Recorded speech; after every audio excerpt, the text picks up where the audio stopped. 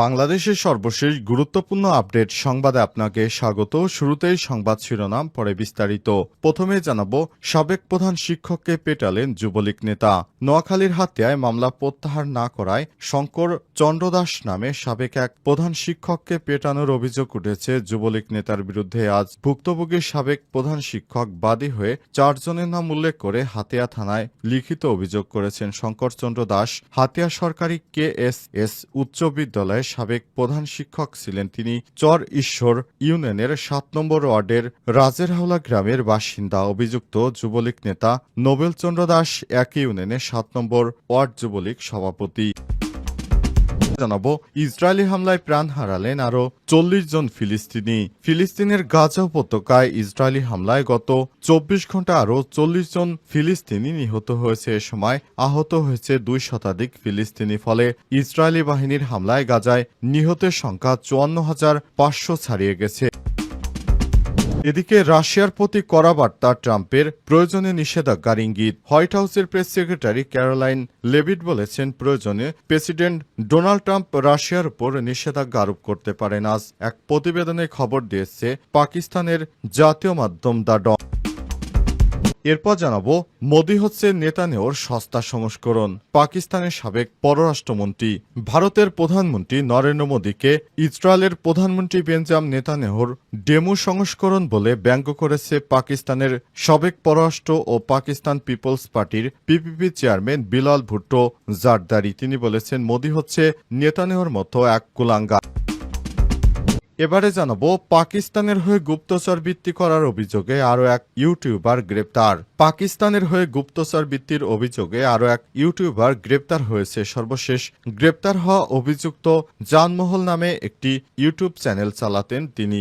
ভারত পাকিস্তান যুদ্ধের পর থেকেই ভারত থেকে পাকিস্তানের হয়ে কাজ করার অভিযোগে অনেক মানুষকে গ্রেপ্তার করছে ভারতের প্রশাসন। এর মধ্যে রয়েছে ব্যবসায়ী, ইউটিউবার সহ অনেক পেশাজীবী মানুষ। সাবেক প্রধান শিক্ষককে পেটালেন যুবলীগ নেতা। নোয়াখালীর হাতিয়ায় মামলা প্রত্যাহার না করায় শঙ্কর চন্দ্র দাস নামে সাবেক এক প্রধান শিক্ষককে পেটানোর অভিযোগ উঠেছে যুবলীগ নেতার বিরুদ্ধে। আজ ভুক্তভোগী সাবেক প্রধান শিক্ষক বাদী হয়ে 4 জনের নাম উল্লেখ করে হাতিয়া থানায় লিখিত অভিযোগ করেছেন শঙ্কর চন্দ্র দাস। হাতিয়া সরকারি KSS উচ্চ বিদ্যালয়ে সাবেক প্রধান শিক্ষক ছিলেন তিনি। চর ঈশ্বর ইউনিয়নের 7 নম্বর ওয়ার্ডের রাজেরহাওলা গ্রামের বাসিন্দা। অভিযুক্ত যুবলীগ নেতা নোবেল চন্দ্র দাস একই ইউনিয়নের 7 নম্বর ওয়ার্ড যুবলীগ সভাপতি। অভিযোগ সূত্র থেকে জানা গেছে, সাবেক প্রধান শিক্ষক শঙ্কর চন্দ্র দাসের সঙ্গে জায়গা জমি নিয়ে প্রতিবেশী যুবলীগ নেতা নোবেল চন্দ্র দাসের বিরোধ চলে আসছে। প্রধান শিক্ষক ক্রয় করা সম্পত্তি থেকে তাকে উচ্ছেদ করার চেষ্টা করে প্রতিপক্ষের লোকজন। এজন্য তারা ওই ভূমি থেকে জোরপূর্বক ফসল ও গাছ কেটে নিয়ে যায়। এ সংক্রান্ত আদালতে 2টি মামলা দায়ের করেন শিক্ষক। মামলায় নোবেল দাস বেশ কিছুদিন কারাগারে ছিলেন। জেল থেকে বের হয়ে নোবেল দাস আরও বেপরোয়া হয়ে ওঠেন। মামলা প্রত্যাহার করতে শঙ্কর দাসকে চাপ দিতে থাকেন। সাবেক এই শিক্ষক ছেলেমেয়েসহ ভারতে অবস্থান করায় তিনি বাড়িতে স্ত্রীকে নিয়ে একা বসবাস করছেন। এদিকে গত 27 মে তিনি নোবেল দাস সহ কয়েকজন সন্ত্রাসী শঙ্কর দাসের বাড়িতে দরজায় এসে তার উপর আক্রমণ চালায়। তখন ওই অবসরপ্রাপ্ত প্রধান শিক্ষক গুরুতর আহত হয়েছেন।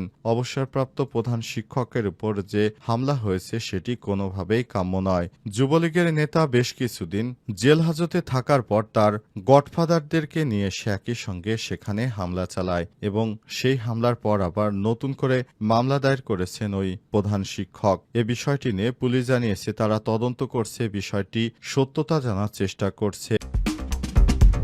পাকিস্তানের সাবেক পররাষ্ট্রমন্ত্রী বিলাল ভুট্টো বললেন, নরেন্দ্র মোদী হচ্ছে নেতানিয়াহুর আপডেট ভার্সন। ভারতের প্রধানমন্ত্রী মোদীকে ইসরায়েলের প্রধানমন্ত্রী বেঞ্জামিন নেতানিয়াহুর ডেমো সংস্করণ বলে ব্যঙ্গ করেছে পাকিস্তানের পররাষ্ট্রমন্ত্রী ও পাকিস্তান পিপলস পার্টির চেয়ারম্যান বিলাল ভুট্টো জারদারি। তিনি বলেছেন, মোদী হচ্ছে নেতানিয়াহুর মতো, তবে কম দাবি বা সস্তা সংস্করণ।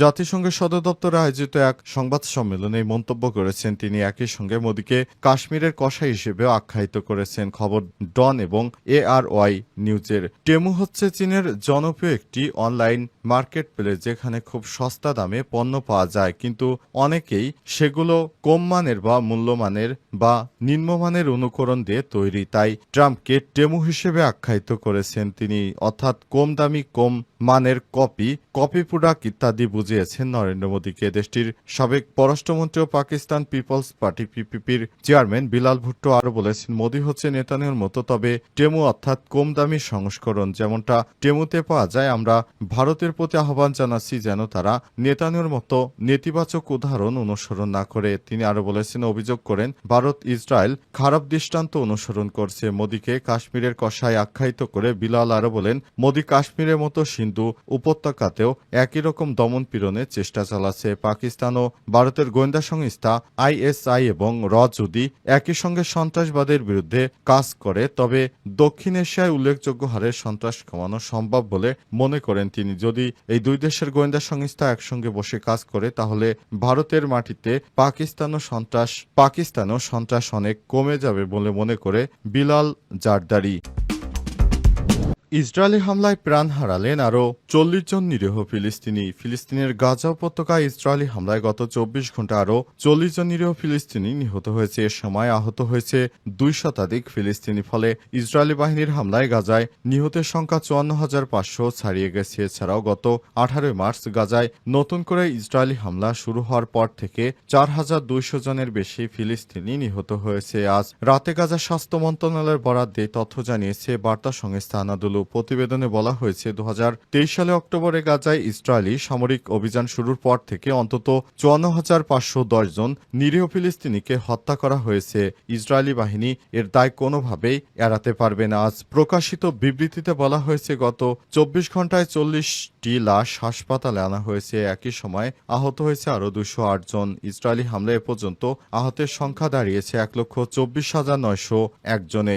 বিবৃতিতে আরও বলা হয়েছে, বহু মানুষ এখনও ধ্বংসস্তূপের নিচে চাপা পড়ে আছে, তাদেরকে এখনও উদ্ধার করা যায়নি। তাদের উদ্ধার করতে ব্যাপক তৎপরতা চালানো হচ্ছে। তারা যেহেতু ওইসব এরিয়ার মধ্যে চাপা পড়ে আছে, কারণ তারা ওইসব এলাকায় যেতে পারছে না উদ্ধারকারীরা, কারণ রাস্তাঘাট পুরোই ব্লক হয়ে আছে। সেসব জায়গায় গিয়ে তাদেরকে উদ্ধার করে তারপর লাশগুলো শনাক্ত করা সম্ভব হচ্ছে না। এ কারণে মৃতের সংখ্যা বেশি হলেও এখনও প্রকৃত মৃতের সংখ্যা কত সে বিষয়ে স্পষ্ট ধারণা পাওয়া যাচ্ছে না। এ পর্যন্ত যতজনের মৃতদেহ উদ্ধার করা হয়েছে শুধুমাত্র তাদের সম্পর্কেই বলা হচ্ছে। রাশিয়ার প্রতি করা বার্তা ট্রাম্পের, প্রয়োজনে নিষেধাজ্ঞার ইঙ্গিত। হোয়াইট হাউসের প্রেস সেক্রেটারি ক্যারোলাইন লেভিট বলেছেন, প্রয়োজনে প্রেসিডেন্ট ডোনাল্ড ট্রাম্প রাশিয়ার উপর নিষেধাজ্ঞা আরোপ করতে পারে। আজ এক প্রতিবেদনে খবর দিয়েছে সামা টিভি। এক সংবাদ ব্রিফিংয়ে তিনি জানান, ফিলিস্তিনের খাদ্য সহায়তা পৌঁছে দেওয়ার জন্য গাজা রিলিফ ফাউন্ডেশন গঠন করা হয়েছে এবং সাহায্যের জন্য অপেক্ষমান মানুষের উপর গুলিবর্ষণের খবরগুলোকে গুরুত্বের সঙ্গে বিবেচনা করা হচ্ছে। লেভিট জানান,